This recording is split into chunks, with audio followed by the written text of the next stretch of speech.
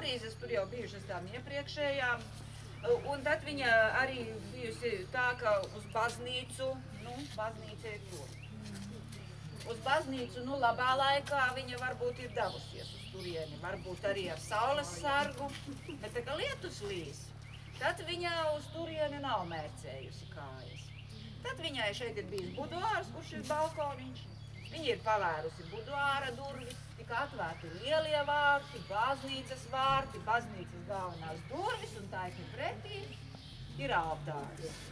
Un viņa piedalījusies dievkalpojumā no šīs balkona, un stāsta, ka akustika ir bijusi tik laba, ka to visu varēs arī dzirdēt, kas tur notiek tajā. Bet 30. gados šeit to akustiku ir izjaucis šis te piemineklis.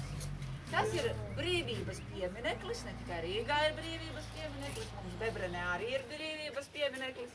Un šis piemineklis 32. gadā ir uzstādīts Augškurzemes partizāniem.